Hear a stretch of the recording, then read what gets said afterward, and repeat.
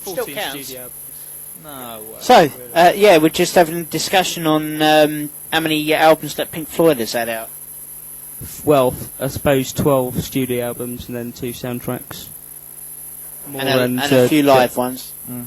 Didn't they have a video of The Wall live or something like that, didn't they? They should do. Yes back in the and no. 90s, back in the early 90s, was I just think. Roger Waters. It wasn't actually Pink Oh, was it? Floyd. Oh, right. Because I remember my dad actually likes Pink Floyd, and he showed me this video of a massive light show. It was he said to me, "This is one of the best concerts that you'll ever see." And although I didn't know the band very well, it was just my dad's era, so got to put up with it. And at the time, I was really into Def Leppard, and that's all I was interested in. Was that the 94 Earls Court show from? I believe it was. Yeah. Yeah. It could well have been actually. Yeah, they did have a very, very good live. Yeah, he said to me that because he sort of works in that type of field, he said to me, I really wanted to be a cameraman for that show, but he didn't quite get the gig. But yeah, it's a fantastic light show. I didn't know any of the songs, and I don't really like sort of getting into anything when I don't know the songs. No. But yeah, it was a magnificent, great show, and I just wish I paid more attention back then, although I was only about, 17, something like that at the time. So, but yeah, Pink Floyd. Thanks to old Simon and my ex-producer, who also likes Pink Floyd. Slowly getting into them. Stop brainwashing me, Simon. Stop bringing people in on the show who likes Pink Floyd, will you? There you go. It's the international Pink Floyd conspiracy. Well, don't worry, David doesn't like Coldplay. Oh, thank God for that. Coldplay. There you go. I've got a off couple of them, songs, maybe, but No. but I don't like them. If you had to get into any Pink Floyd song, which one would you? I'd probably recommend The Animals. Pig man. Surround you up. Then you got The Wall, but be careful not to. Well, David, Don't drive into it. tell me about The Wall. No, well, all I can say about it is that if you listen to it and also watch the film too much, it really starts to mess up. Fornicates you up. Something like that, yeah. Right. Without, using a 4-letter expletive beginning with F.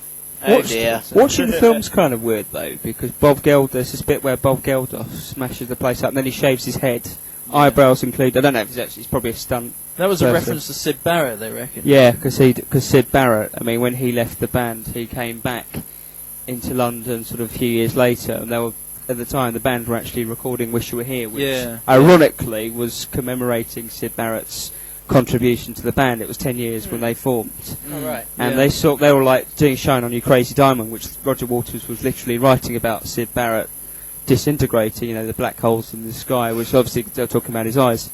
And they saw this guy, a shaved bald head, completely a big fat bloke, sort of jumping up and down, doing his teeth, and I thought, who the hell's that? And it's Nick Mason, the drummer, said, and they just, they couldn't contain themselves at all. So that's kind of how that character in Pink Floyd, when he shaves his head off. Sounds like an interesting career they've had. Yeah, absolutely. But maybe Simon, this could be sort of a constant sub-feature in your classic hunt. You could go through the back catalogue, maybe over the next, if they've had like 12 albums out, you can maybe go through your favourite song from each album and go through the story of Pink Floyd. So that might be an idea. Yeah. But the only thing is, with some of the songs, some of the albums, it's actually very difficult to pick out. Especially Shine On the Crazy Diamond, which would basically had to sacrifice the whole show, because that's about it's about 20 minutes long or something like that. You've played a 20-minute song on this show before. That Nirvana one, remember? That hidden track. 18 minutes long that was. I don't know. You didn't play the whole thing with all. Yes, we did. We had no choice. Did you leave it as dead air? Yes. Oh no. We had no choice because this show is done. The old-fashioned way. We say what we want, and then we don't interrupt the song once we've started it. You just put news on there, couldn't the way proper radio should be. Anyway, So, Dave, Now the moment of truth. it is brum dum dum. It is time for the top. The top one. Okay, well this. I need to go for a pee. Another Simon reminds me. influenced band. Yes. Yep. This is also a band that I've loved ever since I was in my teens. Yep.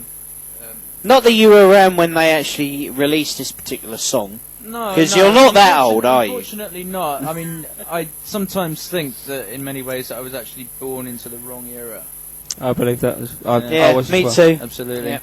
I mean, don't get me wrong, there's been wonderful things that have happened to me, you know, during the course of my life in this current time. Mm. But I do believe that in some ways I was born into the wrong era. I should have been born a lot earlier, and I would have seen a lot more things that I'm actually interested in at the moment.